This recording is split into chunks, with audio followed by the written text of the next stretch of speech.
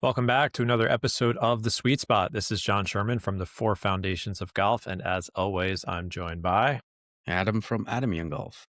So today we're going to, last episode, we talked about anger, how angry I got on the golf course and some ideas on how to deal with anger. And hopefully that helped some of you. I sent it out in a newsletter this morning. I got some nice responses because, as I expected, a lot of other people get angry on the golf course sometimes. So hopefully you enjoyed that episode. This one we're gonna ping pong back and forth between Adam and myself on some quicker ideas. I I met Sir Nick Faldo the other night at a Ryder Cup event, so I had a nice conversation with him. I pulled him aside. I'm going to recap some of the takeaways, and Adam's got some topics. So let's start with we'll go back and forth, and we'll see where we end up with how many topics. It's probably only going to be one, knowing us. But what do you want to start with, Adam? Tack angle versus depth. What did you say before? Steep is not deep. Yeah, or I suppose the main confusion is when you say shallow, because shallow does have both those meanings, right? You have shallow attack angle, but Yes. you also have shallow depth. Shallow depth would be you're not going too low through or through too much dirt. But we have to separate them out. You have to see them as separate entities, because when instructors especially talk about shallow, we are talking about attack angle. Usually, most instructors. I mean, maybe that's not the case. Maybe in some Almost no one instances. talks about arc depth. I think you're one of the people who has popularized it and people are talking about it more often. But yeah, it's always in relation to attack angle when someone says you're steep or shallow. That's my understanding of it too. Yeah, I mean, obviously I first thought about arc depth years and years ago, but I first put it into a product in the strike plan in 2015. But it's becoming much more of a popular topic at the moment. Joe Mayo is doing a great job of bringing people's awareness to it in chipping, but it's obviously very relevant in every part of your game, even putting, I suppose. But hopefully you don't have arc depth issues, not topping putts or fatting putts. But Yeah, that would be painful. Yeah, I mean, when we talk about shallow or steep, I mean, there are different areas we could look at. So the attack angle part, that's the most relevant to the ball, because that's whether the club is working down into the ball, working level, or working up into the ball. The only times you'd be hitting up is maybe on a putt slightly or on a drive when the ball is teed up. So that is most relevant to the ball. That's the thing that the ball experiences. That has an effect on things like launch angles, spin rates, things like that. So when I talk about steep or shallow, I'm 90% of cases, 99% of cases, I should say, I'm talking about that, the attack angle. So you could think of it, imagine an aeroplane, or Americans say airplane, don't they? Coming into a golf ball, whether it's landing, kind of crash landing into the golf ball, into the base of the golf ball, or whether it's landing very softly. So the crash landing is going to be a steep attack angle, steep descent, and the touching down gently is going to be a shallow descent. Now, which part of the golf ball that plane hits, if you imagine it, just a little plane that's the size of a golf ball, if it hits the base of the golf ball or the middle of the golf ball or the top of the golf ball or even behind the golf ball, that's more an arc depth thing. Yes. So technically you could hit the top of the golf ball with a steep or level angle of attack. Yeah, you could hit up on, it'd be hard to hit up on the top of the ball, but yeah, you could hit it with a steep or shallow attack angle. And likewise, you could land that plane. You could get that club to land on the spot where the ball is resting, the base of the ball. You could get that to happen with a steep or a shallow attack angle as well. So that's two ways. That's one way of thinking of it, the airplane analogy. The other is hula hoop. So thinking of the swing as a circle, imagining the bottom of that circle, and where the ball is on the bottom of that circle is going to be relevant for attack angle. If the ball is right at the bottom, the lowest part of that circle, then you're going to have a neutral attack angle. The club is neither going to be working up nor down. As you move the ball back in that circle, or as you move the circle forwards, you're going to get a steeper attack angle, a steeper descent into the ball. And then the arc depth component is whether that circle is deeper, whether you drop that hula hoop deeper into the ground or raise it up so it's not touching the ground. So that's arc depth. Now, with the circle as well, or the hula hoop, you can think of steep and shallow. Lots of people use those terms in terms of the tilt of the hula hoop. So people talk about that in terms of plane. So club plane. And again, these are all different things. You can have a steep plane. So imagine if you make that hula hoop upright like a Ferris wheel, that would be a steep plane. And you can still have any attack angle along that plane. If the ball is at the lowest point of that circle, then it's a neutral attack angle, whether that plane is steep or shallow. Steep like a Ferris wheel, shallow like a baseball swing. The attack angle is 0 as long as it's on the bottom of that hula hoop. Whereas as you move the ball back in that hula hoop, whether the plane is steeper or shallower, you're going to get a steeper attack angle as well. So we have to think of these terms differently. You have to think of steep plane and steep attack angle are different things, as are shallow attack angle, shallow plane, and shallow depth. They're all different concepts. Make sense? Any questions? So think of this then. You could have a shallow attack I know angle. what you're saying. I'm trying to think of, I'll admit to being I'm a little confused, and I'm thinking about, well, maybe someone will be a lot confused. So I guess the question is what's the most important one to this or noticing it on the course? Attack angle and arc depth. Yeah. Would be the main things that you would look at. Arc depth is usually, I would say, the most important thing for people because it's the thing that changes the most from swing to swing. And it has a great effect on ground contact as well. So it has about an 8-to-1 effect on ground contact, meaning if you drop 1 inch deeper, you will hit about 8 inches farther back, which is crazy to think of that. Yeah, it's the like north-south of the golf club, like how high or low it is as it's approaching the ball. Yeah, the altitude. Yeah, the altitude. Now, my question would be do you see a lot of correlation with a steep attack angle and a deep arc depth, or are they separate? Yes, there are combinations there, so they're not completely untied together. A shallower attack angle tends to go better with a shallower arc depth as well, especially in the full swing. Because you're picking the ball more. Yeah. Yeah, in the short game, we can manipulate things. The arc is much more circular, tighter, so we can change things there. Even then, all else being the same, you would want the lowest point.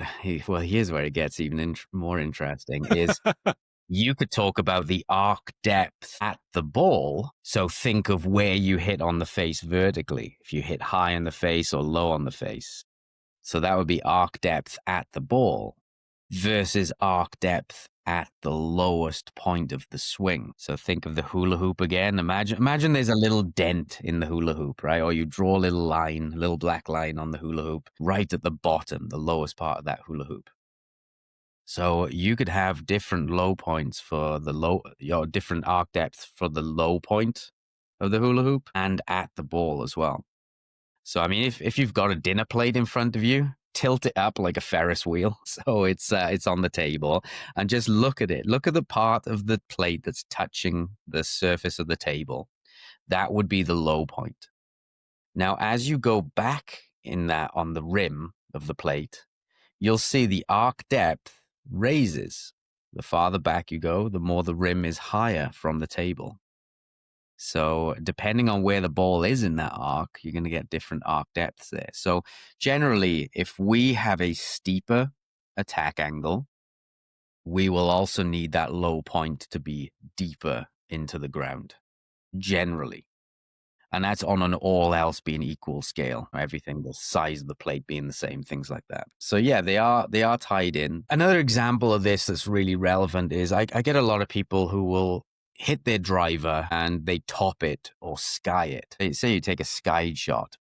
what do lots of people say when they skied it? Ouch. I don't know. That Well, sucked. what I hear a lot is, "I got steep on that one," Yeah, maybe. I've heard a million different reasons for errant or shots at this or "I point. got under it." Yeah. I got under it. And it depends how people are interpreting that phrase as well. But I've Yeah. asked Yeah. people when they say I got under it, I ask them, what do you mean by that? And I'll often get the club up at eye height and the ball, and I'll say, show me what you think the club and the ball did at impact. And sometimes when people say I got under it, they imagine the club working up into the ball more. And that's why they sky it. So that's what they're thinking. So they're thinking an attack angle change. They're thinking they Yeah. hit up on it But you, more. you would say the arc depth dropped too much, therefore they Yeah, struck well, it I very know high on the the arc face. depth Yeah. drop more Yes. because I've seen so many shots hit on launch monitors, and to see the attack angle change by that much, it really doesn't for So you're most saying players. that attack, I'm thinking about my swing. So when I struggle with my irons, I tend to hit it thin. And I know my attack angle with most of my irons is 2, 3, 4, 5 degrees deep at this point. That's probably not changing that much swing to swing. But when I miss, I'm not behind the ball chunking it. It's low on the face and lightly brushing the grass in front of the ball. So my arc depth, my hands raised up. Whereas when I'm really hitting it well, good contact on the face and then taking that divot in front of the ball, meaning to me, my arc depth dropped to the proper height. So attack angle didn't change, just the altitude, as you said, of the golf club was better. Exactly, yeah, and it could be as much as just 1 or 2 grooves, because a Yes. great feeling strike on the face is like the 4th groove, and then it Yeah, it's the starts to feel difference. pretty poor on the 2nd groove. So Yeah, it's 2 the grooves diff. is about 3 that is about 6, 7 millimeters. Yeah, I had a shot the other day exactly like I 9 iron, hit it probably on the second groove, shoots out low, doesn't doesn't get in the air, kind of just tumbles on the yep, just a not a well struck shot. And as you're saying this, like 100% arc depth issue because my hands, that seems to be my error the last few years is my hands pull up. Yeah. I That mean, that's it can be an attack angle issue or a low point shift. So those are kind of the same things, right? If you shift that dinner plate or the hula hoop forwards, if you shift the lowest point of your swing forwards, the arc depth at the ball is going to be higher. So you could, in theory, thin it. And this is actually reverse to what most people think. You could thin it more when that low point shifts more forwards. And why it's different to what most people think is because you actually hit it when the low point moves forwards, you are steeper on the ball.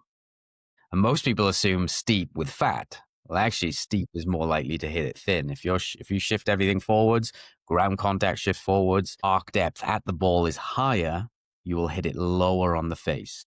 I've done the geometry on it for every inch that you shift forwards, you'll hit around about 1 groove lower on the face. It does depend on multiple factors, but that's a nice rule of thumb there. So every inch you shift forwards. Now the interesting thing, having watched thousands, tens of thousands of shots on launch monitor, is you don't actually see that much shift from players. They don't change their attack angle that much. In fact, really good players may only change their low point by about 1/4 of an inch. So one time they might be 1/4 of an inch farther forwards, one time they might be 1/4 of an inch farther back. So that's a really good player who's never really fatting it or thinning it. Even bad players are only about 1/2 an inch either side. So there's not that much shift from people. People are very consistent in terms of the shift. But the problem is they're also as consistent in terms of the depth. So they might have, say they got 1/2 an inch shift either side, the low point shifting forwards or back 1/2 an inch. That's not going to cause an issue with strike. But 1/2 an inch of depth, raising or drop, that will cause an issue. And that's why we need to really be good at arc depth control. That's why we really need to build in protections in our motion for it as well. But yeah, it's just, it's an interesting one to think about. Like I said, a attack angle is not the same as plane, is not the same as depth that you go in. You could have a shallow attack angle and go through the ground very deep. That would be a chunk shot. And lots yes. of people say, oh, I got steep on that. And you look at their attack angle and you say, actually, no, you're still shallow. And you could be very steep on it with an attack angle and hit it thin. Or you could hit it fat as well. You can hit thins and fats with steep attack angles. You could have a shallow plane. So Garcia would be a good example of this. A very shallow plane, downswing plane, yet his attack angle would be very steep at impact. So all these things are very different. The last one I'd say with that, with the driver, because the other end of the scale, I've talked about people saying, "Oh, I got under that one." Now, if you think when you say I got under that one, if you mean I hit the crown, then that's thumbs up. You've got the right interpretation there. But if you think that you started to hit up on it a lot more, that's not the case. Other people say I got steep on that one. They'll sky one and say, "Oh, I got too steep on that." You didn't. It's very unlikely that your attack angle changed that much. It's very unlikely for it to be meaningful to hit high on the face. What's more likely, club altitude was just lower. Yeah. So think So about what part of the tee you hit. If you clip the top of the tee, the very top of the tee, you won't sky it. If you go too low to the base of the tee, then you may sky it, depending on tee height. So would you say this is similar to the relationship between club path and face angle, where most golfers are have a more consistent club path, but from swing to swing, the variability in the open or closedness of the face is, obviously we talk about this a lot on the show, like that is the kind of the glue that presents functional ball flight. And in this example, it's attack angle would be club path. That's the more consistent number. And arc depth would be more like face angle. That is changing from shot to shot, where you're getting chunks, skulls, which would be very high on the face or low on the face as well. I know that correlates with strike pattern. Is that fair? Yeah, it's a good analogy because attack angle doesn't change as much as arc depth, and attack angle doesn't have as much of an effect on strike as Yeah. arc depth. No, I So can yeah, tell you, I think one of my main struggles the last year or two with wedges and irons has absolutely been arc depth. Like when it's good, hitting great shots. And when it's not, I see that thin hands pull up too high of an altitude. That's my interpretation of it, at least what I'm feeling. I don't really measure these things, obviously, but it makes sense to me as I see like what's a well struck shot versus what's the thinner contact. Why is the contact thin? And I believe if I had to bet on it, it's an arc depth issue. yep. I mean, I've run the math on it with thousands of golf shots, plugged it into ChatGPT, and used the geometry modeling I have to say what causes a fat or thin shot for these players, or what's the highest correlation. I can't remember the exact numbers. Like 90% of it was arc depth related. When someone thins it, it's an arc depth. It's the altitude of the club has been too high, pretty Yeah, much. so some way to train for that, try and intentionally hit like different heights, Yeah. especially with driver, like you get different tee heights and stuff like that. You're challenging yourself to move the orientation of the club in kind of that space of impact, Yeah, higher or that'd be a good lower. differential practice drill, Yep. different tee heights. Or you can just, another differential practice drill would be just trying to hit different grooves. I did a test the other day where I hit maybe 200 golf balls trying to hit different grooves. Yeah, so higher or So I'd lower. Yeah. spray the face and then I'd look at the middle of the mark and I'd see which groove it hit. So then I would look at that and I would write it down and correlate it to the distance. So I'd hit a shot and I'd say, okay, that went 154 and it was on the second groove. That one went 170. It was on the fourth groove. And then I plugged it into ChatGPT and I looked at the distance to groove ratio. And that exercise in itself was very, very highlighting, even to me, that it's amazing that we can almost pick which groove we want to hit with relative accuracy. I was able to say I want to hit this on the second groove and get it one groove either side of it. So even surprised me how accurate we are, or we can be with that. And also when I trained it the next day, I was even better at that. So again, it shows these things. If you practice these things with good feedback, differential practice drills, actively exploring the scale, you get better quicker. So long story short, arc depth is something that people don't hear about, think about, even measure on launch monitors, but it's kind of this invisible force that is very important, like face angle in terms of your interaction with the turf and strike location on the club face. Yeah. It's actually Fair. very difficult. Even with launch monitors, we don't have Yeah. How would you real measure? ways. Yeah. I think TrackMan added a parameter that measures arc depth, but I looked at the numbers. It didn't, I think they were looking at the sweet spot arc depth. So the number it didn't look functional, but that's just me not digging into the numbers. I'm going to have to go into that. But either way, I use vertical strike on the face. So a Yeah. simple thing That's the people best can use at proxy. home is just spray the face and look at which groove you hit. That's a great proxy for Well, yeah. I this. mean, listen, if you're practicing on a grass range and you're hitting the ball in the right groove on the face and you're not chunking it, things are good. Nicely done. Like you can Yeah. tell that. But It's yeah, very, it's very difficult to hit the correct groove on the face and chunk it. If you hit the third yeah, groove, yeah, it's almost impossible to hit behind the ball. The only caveat to that, it would be if your on a low range point mat. is behind the ball. Yeah. But for Well, on most the range people, mat, if it bounced up, yeah, when you yeah. hit behind it. Okay, cool. All right, your Tim. All right, ping pong back to me. Okay, so we are recording this the week of the Ryder Cup. So you're listening to this after the Ryder Cup. But I went to an event Monday night where Sir Nick Faldo, excuse me, he's knighted, gave a little like roundtable discussion on his Ryder Cup experiences, which was very fun and interesting to listen to. And there was like a little time afterwards where people were just kind of chatting.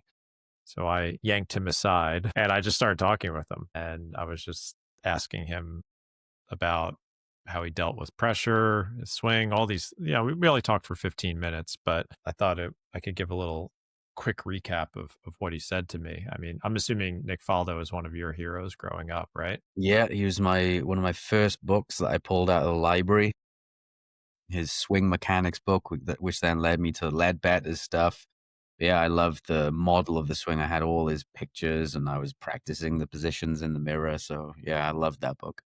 Yeah. I mean, so obviously we'd have too much time to talk, but even in his discussion on the Ryder Cup, he was talking about modern technology and what they had to work with in his day. And essentially, he talked about the feedback loop that we always talk about is that he's like, I would look at my ball flight and work backwards when I was practicing and making all these adjustments and paying attention on the course. So it was just nice to hear, like, one of the greatest to ever do it, talk about that. And the question I asked him on my own was, I'm always interested to someone who's won 6 major championships, tons of other tournaments, Ryder Cups. He's been in a crazy amount of pressure situations.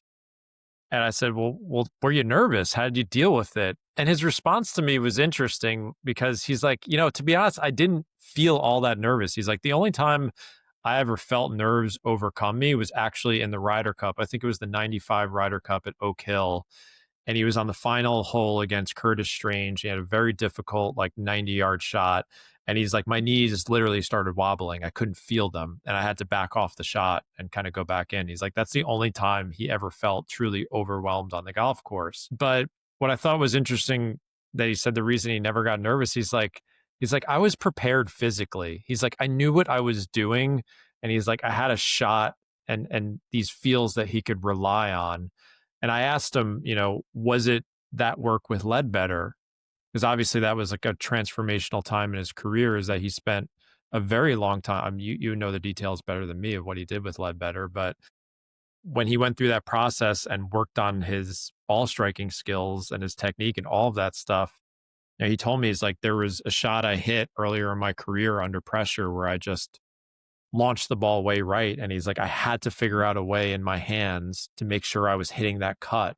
And he's like, once I found that thing, he's like, the pressure didn't feel insurmountable anymore. So it was interesting that like the physical kind of made him more comfortable. And he talked about, he's like, listen, I did all the breathing. He's like, I would pay attention to my body if I was tense.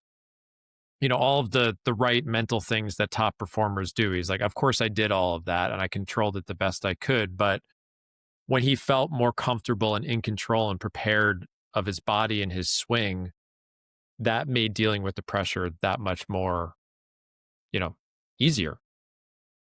I wonder what that feeling was. So you said I don't know this story, so he was blocking it right and he He didn't like just that, or? he hit a shot under pressure that he just is like, I can't hit that shot again. Okay, so a And shot he I don't, didn't like. yeah, he didn't like. And he's like, once I found the solution to that, that feel, that go-to move under pressure, he's like, that's kind of when it all changed for me. And this is, the other side of this is when you talk to someone like him, his true greatness in him. I always wonder, I've said this before on the podcast, like what is in Nick Faldo or any of the other players that reached the top of the game that no one else has? He worked his butt off, did all the right things, but a ton of other golfers have too. And they weren't able to do what he did. So I always wonder, like, what's inside of him that, enabled him to deal with the pressure outside of just conquering his golf swing. But that he felt the key for him, and I kind of reflected upon it, and I actually, there's a ton of truth to this. Thinking about it in my own game, like when my ball striking skills got better, it alleviated a ton of nerves and indecision on the golf course because I knew I could hit the shots. Right, you were better, and that makes this game easier. We talk about physical ball striking skills all the time. Like that solves a lot of problems in golf, mental included. But he felt like that was his main driving force. He was like, when took control of my body and my swing, like everything else fell into place. Yeah, they definitely feed into each other. I mean, it's hard to you can tell yourself, "Be confident, be confident, be confident," but if the ball's Yeah. going everywhere, it's hard Yeah. to be confident. And a lot of this I think about, my work with Mackenzie, and I'm hopefully going to get him on the podcast soon because he is working on his golf swing again with someone who he really likes where it's headed. And there's been some moments this season where, he had a chance to win, but he was a little uncertain of his golf swing coming down the stretch. And we've talked about like, well, where does one start and the other end? And it's like, the exact line is impossible to draw, but we're both in agreement that if he felt more comfortable in his golf swing, then that question wouldn't be on the 18th tee. Like, I need to hit this drive straight. And that was what Sir Nick said. He's like, that go-to feel, that go-to shot. He's like, that is your, the calm in the storm. And this applies to so many different, this isn't just about pro golf. This applies to everyone listening to this show, is that when you find that something, that intention, that feel, whatever it is, that's how you break 100. That's how you break 90. It's all relative to each level. And I'm a proponent of doing all of the right processes on the golf course and being in the right mindset.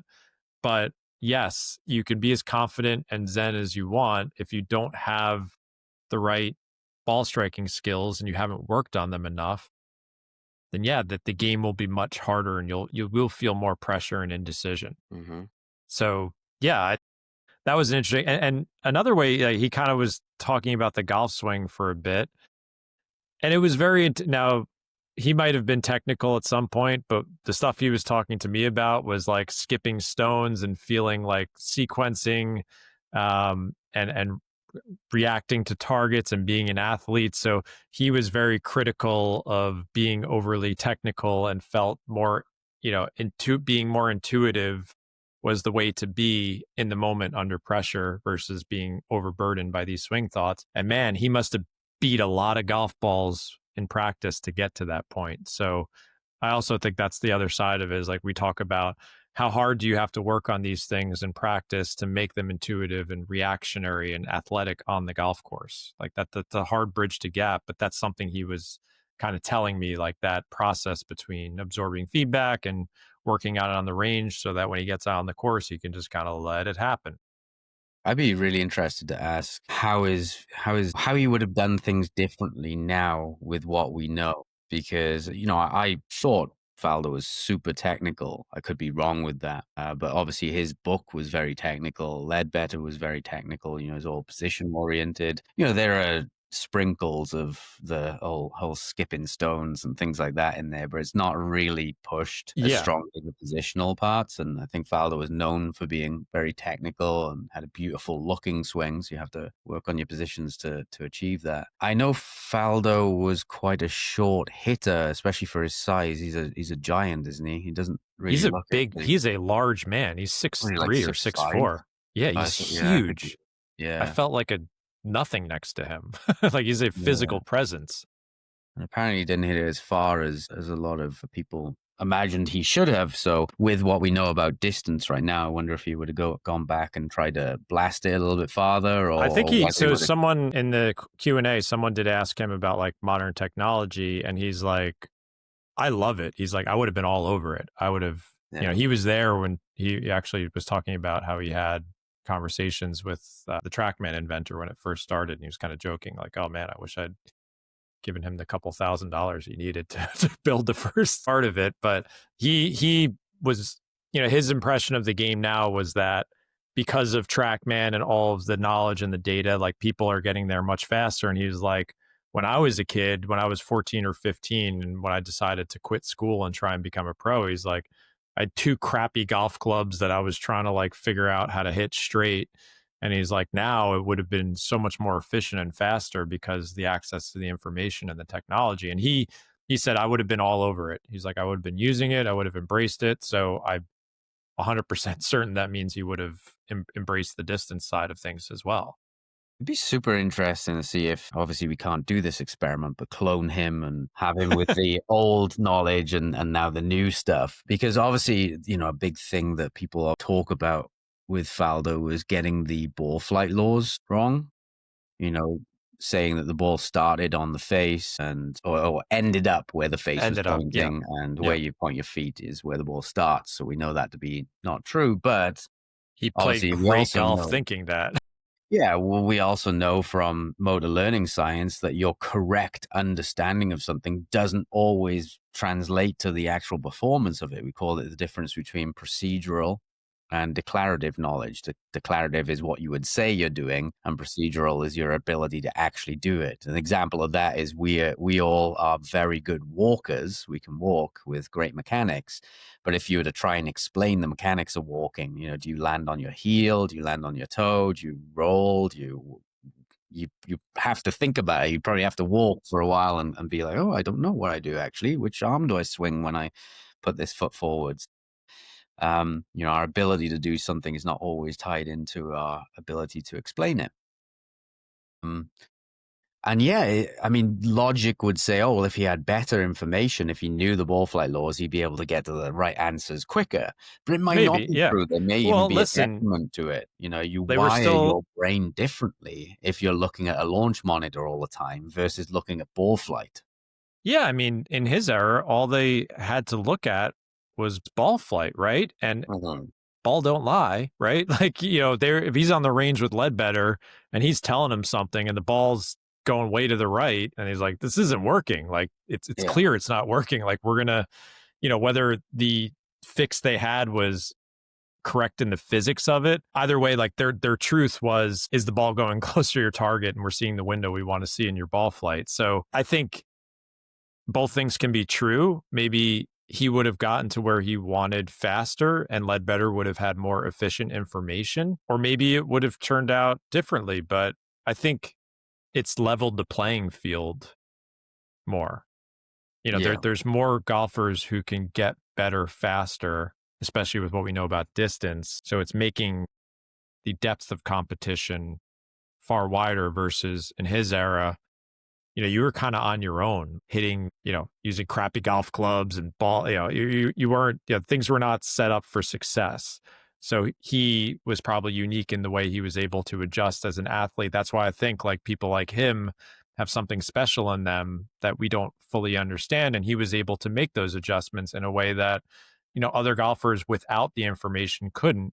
Versus now, with the better instruction, the better technology, I think it brings more of those people into play. That's my instinct, is that the quality of information and technology has just allowed way more golfers to be at that elite level than there were back then. That's my instinct. Understanding. Maybe I'm wrong. I don't know, but No, that's my well, I thought. see only one caveat to that. So I would say with the modern technology, obviously there's no reason for you not to know the answer now. Yes. If that ball goes right, you can look at it and say, well, was it path that changed? Was it face that changed? Or was it strike? There's no reason not to know. Similar for distance. Like when I was learning golf, not too long ago, like back in 2000s, it was a mystery how to hit it far. We knew that, yeah, swing speed had something to do with it, but I didn't know what my swing speed was. I didn't know what my launch angle and spin rate were. Um, I I thought my swing speed was good because it felt good. Yeah, yeah. I felt like, well, I'm swinging fast, am I not? Why is someone else hitting it farther than me? And I didn't know what optimal launch angles and spins were. The moment I got on track, man, and so wait there, I'm not low. I'm launching it too low and spinning it too high. Well, okay, well I know how to change that, and instantly I gained distance. So the knowledge helped me a lot. I think on the flip side of that, the only caveat to or the disadvantage I'd say to tech, wouldn't say the only, but goes into how your brain encodes movements. Now, if you're hitting balls and your first response is to look at the launch monitor numbers, your brain is encoding those movements with launch monitor numbers. And when you take those away, you are taking away a huge part of what you learn together. And I've seen this sometimes where you take away the launch monitor and they lose their ability to even self correct, to even understand what went wrong.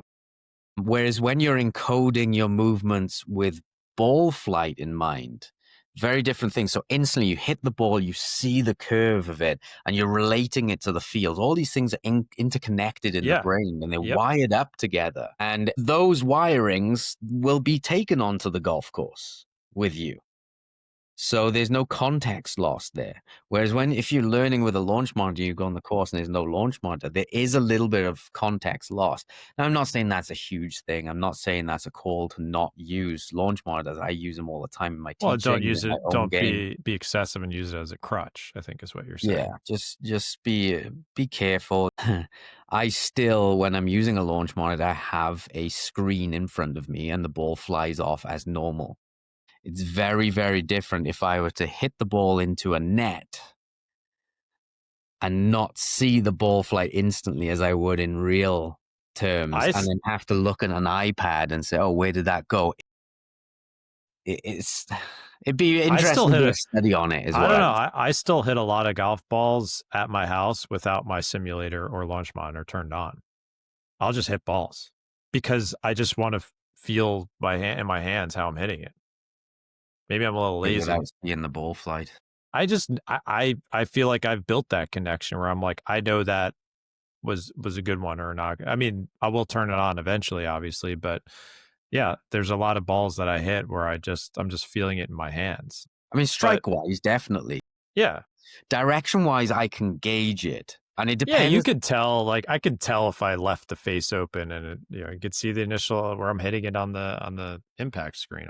This is actually a test I've done with people. Is I'll turn the screen off and I'll get them to hit a shot, and I'll say, "Where did you hit on the face?" So I'm testing their feel. So without looking at the launch monitors, but also where did you hit it directionally?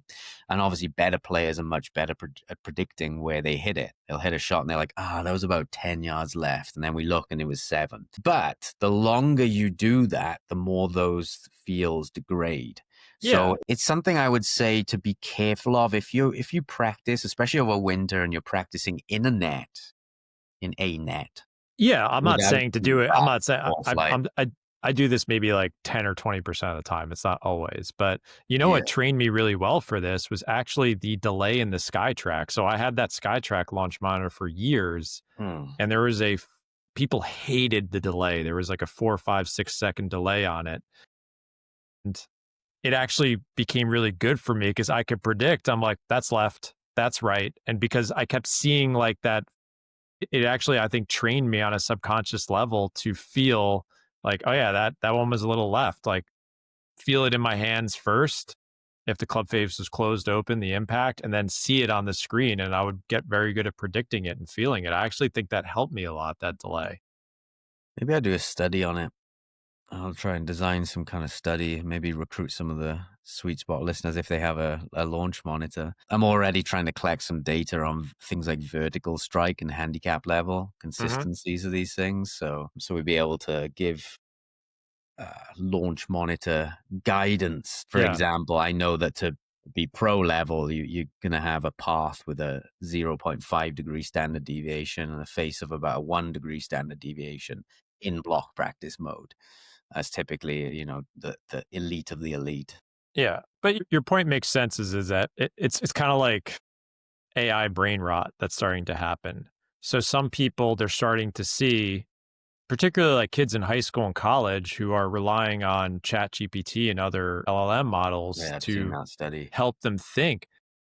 If you rely on this technology too much to help you think, then one of the top skills as a human, which I believe are critical thinking skills, start to disappear because you're relying on someone else and you're not training your brain to go through this and figure it out and come up with ideas and problem solve. And that is in golf too. I think what you're saying makes, like, if you rely on it too much, then you're losing that intuition and that kind of art on the golf course where you don't have the launch monitor and you're forced to problem solve and deal with, all the crap that's going to happen when you play golf.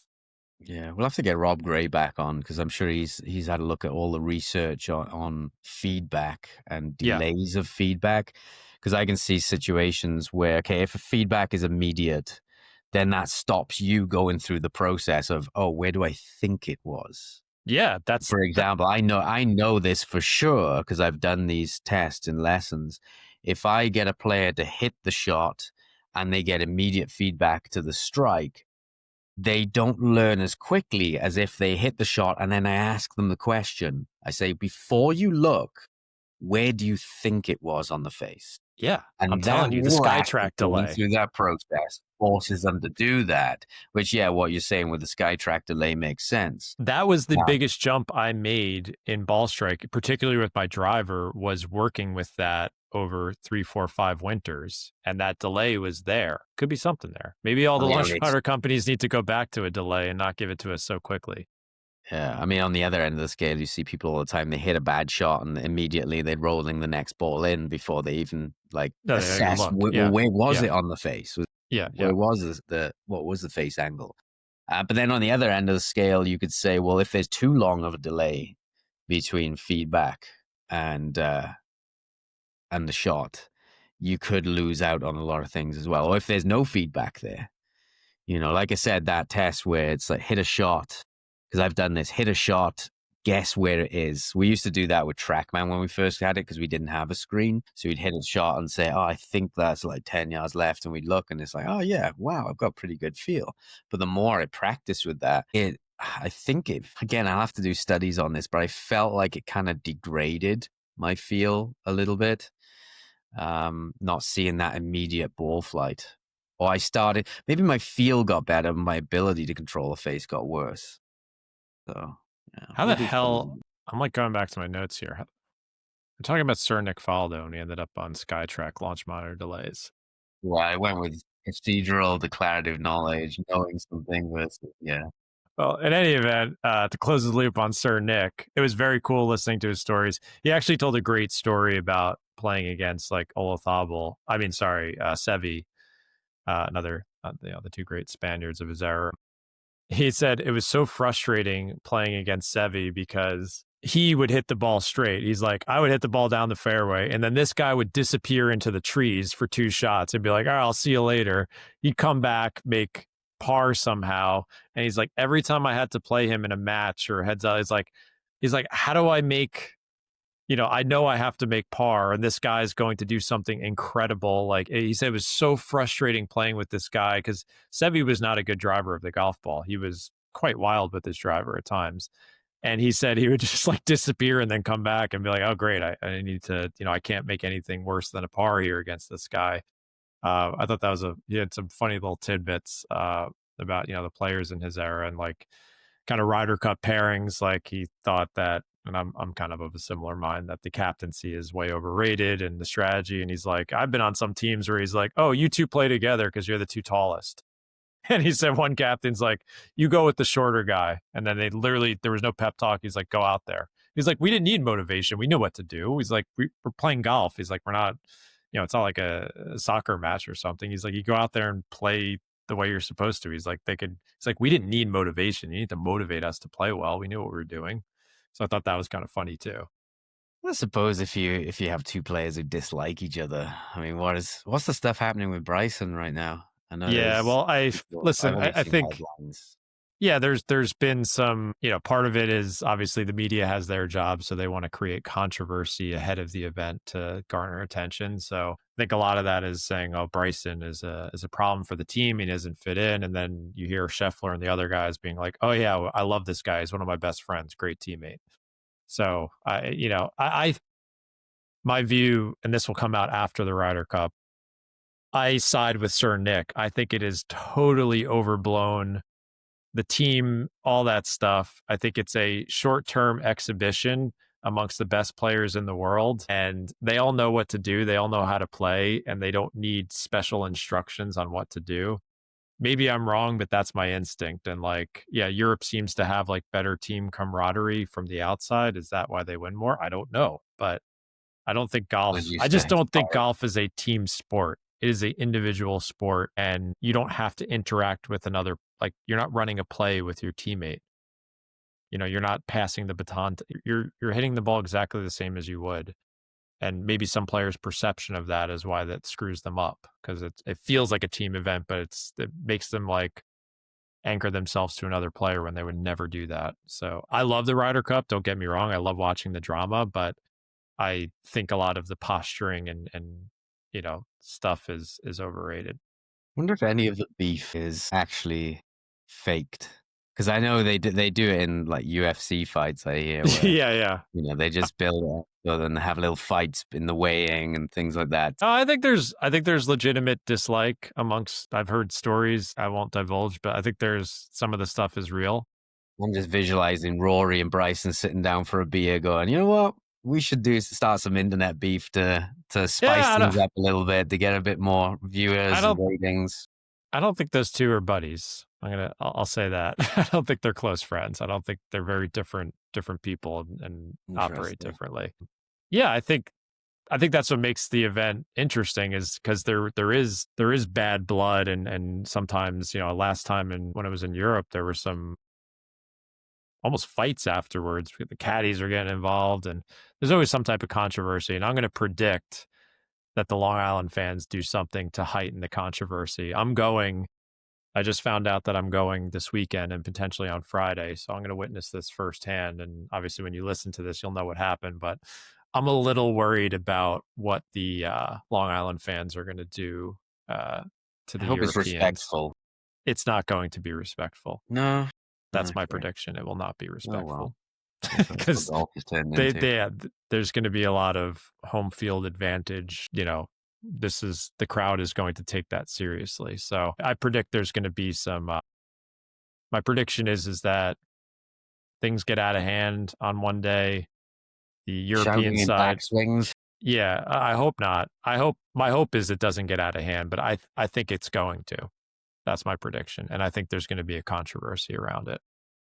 But I hope it's clean golf, and I hope USA wins. Sir Nick was adamant that Europe was going to win, but I just we'll hope see it's what a good happens. game. I Yeah, I'm don't excited. really have much. I'm not. I mean, I think there's a little bit in me that says, "Okay, come on, Europe, win," but I'm not. I'm not like live or die. Europe. I just want to see good entertainment. That's all. Good golf, respectful golf. Yeah, I want to see a good match, good matches. I very badly want to see America win. I think losing two in a row, and I want to see a close one, because the last few haven't been close. Like the home team seems to keep dominating. So I love, if all things align, the crowd doesn't go crazy. It's a close match. It comes down to singles on Sunday, and USA wins, and we don't lose two in a row. That's my hope, but I don't think it's going to work out exactly like that. What else do we have? We rambled a bit there. Do we have another topic we want to hit before we close up shop today? Yeah, I can talk a little bit about. So I released the advanced striking module. I was going to call it the advanced arc depth module, but it ended up being more than that in the strike plan. So I went through some really complex geometry and things that I figured out, and talking about consistency, because obviously everybody wants to be a striking consistency strike. Sorry. Second coffee of the day. I need three. Everybody wants to be a consistent striker of the golf ball. That is something that I'd say accounts for 90% of the game, really, if not more. And so the things that I look at in terms of consistency, there are ways of creating wider margins for error. So this is like driving down a street and having a wider street, a wider gap between barriers. And the way that you would do that, dynamic loft is a huge one. So the less dynamic loft you have, it increases your ability to strike higher on the face without fatting it. For example, It'll be less shaft lean and less angle of attack difference. more forward More, shaft lean more forward. helps. Yeah. And a steeper attack angle as well helps. But this forward shaft lean is probably the bigger thing here. Allows you to hit higher on the face before it becomes a fat shot. For example, if you've got imagine someone who's scooping it, right? They're on their back foot scooping it, a beginner. They got 5 degrees negative shaft lean at impact. Club shaft is leaning backwards and a 0 attack angle. And on the other end, you've got Jon Rahm. He's hitting a low flighted 7-iron, and he's got 20 degrees of forward shaft lean and a 9-degree attack angle. Now, if you took both of those players and dropped their arc depth in so they hit the 4th groove, the person who's leaning back, the amateur, is going to start hitting fat shots, whereas Jon Rahm is still going to be ball, then turf. If you drop another groove into the 5th groove, that amateur is going to start to lose significant distance. It's going to start to interact with the turf maybe an inch and a half behind the ball, whereas Jon Rahm is still hitting ball and turf. When you get to the 6th groove, the amateur has now laid the sod over it. Jon Rahm is hitting ball and turf together. It's a slight pro flyer. He might get a little touch more inconsistency with distance, maybe a little bit more, maybe a little less, but it's still going to land on the green, still going to be a good shot, whereas the amateurs laid the sod over it. So you can hit higher on the face with a more Jon Rahm technique than you can with an amateur technique. And that's obviously on a sliding scale. The disadvantages of being a Jon Rahm are Koepka is the one that I've seen the TrackMan data for. Do you know how high Brooks Koepka launches his 7-iron? I'm going to say 16 degrees. It's like 11 degrees. 11? Yeah, but he's probably got an 11. incredible amount of spin on it because of his speed. The TrackMan number I saw was the dynamic loft was about 16, and he's hitting about 9 degrees down. Now, this could have just been a flighted club. I don't know, maybe he's trying to punch it, something like that. But they launch it pretty low, and like I said, the advantage of that much dynamic or that much shaft lean, the strike you can get away with more, but the disadvantage, you're going to flight it lower. So for the average person with not a lot of swing speed, they probably wouldn't be able to manage 11-degree launch angle because it's just not going to get up in the air. Probably peak height would be like 12 yards or something like that, maybe 30, 36 feet, something like that. So, you're trying to balance these things really. Generally, I'd say, if you've got lots of green to work with, go with a lower flighted shot. It's going to tend to improve strike quality and hit the higher shots only when necessary. And if you've got a good lie, you've got more maneuverability there. Doing some research. Yeah, I'm looking at Mackenzie had sent me a TrackMan report. I mean, this was probably a year or two ago, and I'm just pulling up. I think Average pro launch is 16 degrees with a 7-iron. Yeah, but this must be a 9-iron because I'm seeing a lot of shots at like 160 yards for him. All right. Yeah, like spin rate in the 8,000s, attack angle, -6, -7, -8, dynamic loft in the 26 to 25 range. But that's a 9-iron, not a 7-iron, obviously. Yeah, well, we can look at the average TrackMan numbers for sure, and that gives a good idea. But anyway, from all the research I did with the geometry models that I have, it turns out they're about 4 to 6 down with attack angle, and about 15 degrees of forward shaft lean produces very, very good margins for error either side. So you can shift the low point around, you can shift the arc depth up and down a reasonable amount both sides. And that's what the pros have settled on. So it's kind of that evolution and the self-organizing towards optimal. The pros already do that. And then when you look at the ladies tour, they tend to be a touch shallower and a touch more dynamic loft. And that's because they tend to have less speed on average. And so they're balancing that optimal strike part with the optimal trajectory part. So And these some things are golf sliding scales. and I have some close friends who like have the scoop move and they've tried forever to get that shaft lean. It's just really hard for Yeah, them to like not do it. Like I'm like preset the club like 40 degrees forward, like exaggerate the hell of the opposite. And yeah, you look at it impact and the hands are still scooping. Sometimes it's a really hard move for people to get around. well, one of the best things that we've talked about this is the Harvey Penick idea of he told that person, Yeah. oh, Go I'm under the hitting it branch. poorly. And he Yeah. said, oh, Yeah. go under the branch, under that tree there, just hit balls for a while. And obviously, the more you try and scoop it and add loft, you're going to be hitting that tree. Whereas if you're trying to flight it under that tree, you're probably going to get more forward shaft lean, self-organized towards those things. Not everybody does, but that's And a for good. me, it's the opposite now. Like for me to add loft, like for me to try and hit a 4-iron high and Yeah. try and like do the opposite where I'm like releasing early, like that's very hard for me to do because I'm become such a crazy shaft leaner at this point. So yeah, when you get stuck in your little worlds, but as you said, like it's better to be on that end of the spectrum because as you said, it makes sense why you have more margin for error on a number of things. Well, the good news is with a 4-iron, you already have preset less loft. So you don't Yeah. need as much forward shaft lean with a Yeah. 4-iron. So that's But why pros it's just tend to not move going the ball high. position a little forwards Yeah. and tend to not have as much of that later release. So yeah, these things are club relative, but yeah, you don't need as much forward shaft lean with a 4-iron because the club already has less loft on it. So yeah, that's one way of improving consistency is widening your margin for error. Reducing dynamic loft is huge for that one. The other thing that I see a lot is try to live in the middle of those margins. So say, for example, your acceptable shots. And in my recent research, I found that you could actually hit on the second groove. It does depend on how forgiving your club is, but you could hit on the second groove.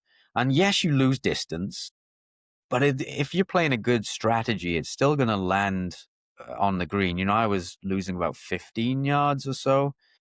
So, if I'm playing 7 yards past the pin, Yeah, if you I get away with it. flush Yeah. it, Yeah. if I flush it, it's okay. I've got a 21-foot putt. And if I hit the second groove, I'm 8 yards short. I've got 24-foot putt. So these aren't bad things.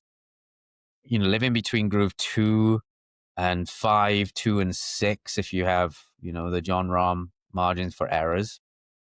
And so living in the middle of that, so that kind of about the fourth groove, and just making sure that your average is there. So that's what I do a lot. I look at what a player's doing with dynamic loft and attack angle. Then we work out, okay, these are your margins. And for some people, they need to be close to the third groove. Some people, they need to be close to the fourth groove. And we just try and average that out.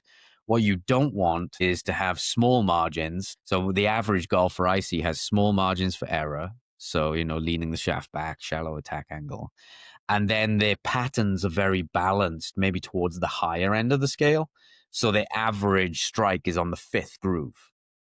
Now, if that's the case, you're going to have a lot of chunk shots. You would be someone who would be more living on the bottom end. So you just Yeah, have to, I very rarely am striking it too high on the face. Well, yeah, this all gets back to like vertical strike as a great proxy for various things in your golf swing, kind of, what we were talking about, arc depth. And so it's a really good thing to focus on, is kind yeah. of what you're saying.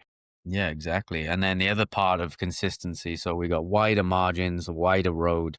We're living in the middle of that road as well. So you're driving down the middle of the street, not close to the edge.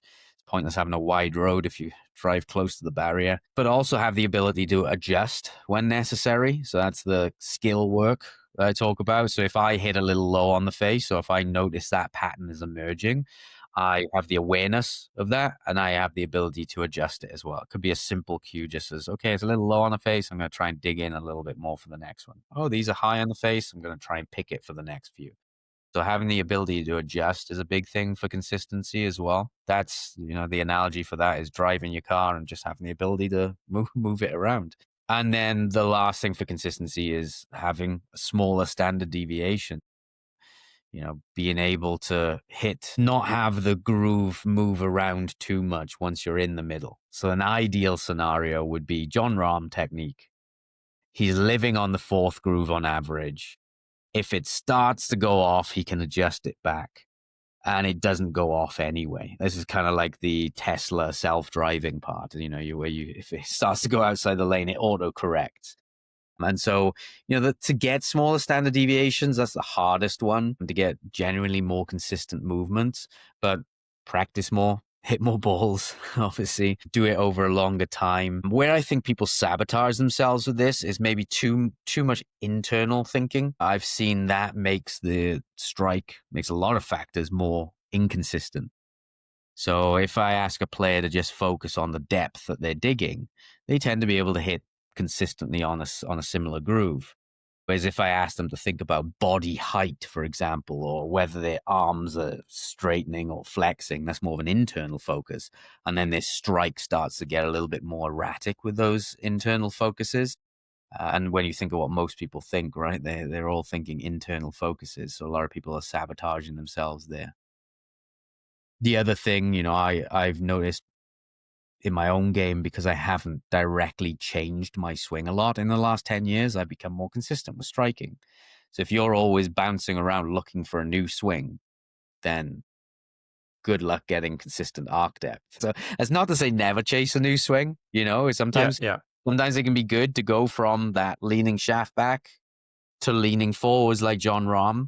And that would open up bigger margins for error. But if once you get like Jon Rahm, if you decide, I want to be more like Brooks Koepka now, I want to be more like Justin Thomas now, if you're bouncing around all the time looking for a swing secret and staying internal constantly, that can create inconsistency. So, yeah, create a bigger road, drive in the middle of the road, learn to adjust if it's going off, and get some self-driving in there as well. That's the analogy version of consistent strikes. Pay for the Tesla auto drive.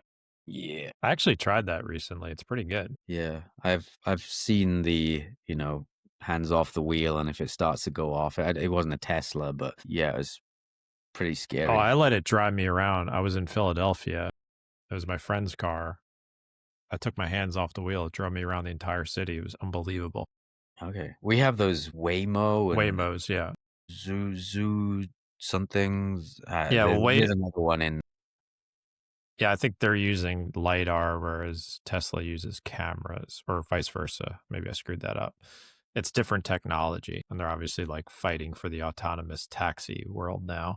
But yeah, I've done the full self-driving a few times now. It's crazy. It's very good. It actually doesn't bother me. We have a Volvo SUV, and I do it on the highways. It will steer for you and keep you in the lane and adjust your speed, and I just let it go. It's pretty good. Need more of that in the golf game is what you're saying. All right, enough tangents for this episode. Shall we wrap it up there? Yeah, I'm good. Okay, so arc depth, Sir Nick, and creating a wider road with a little more shaft lean. All Yep. right.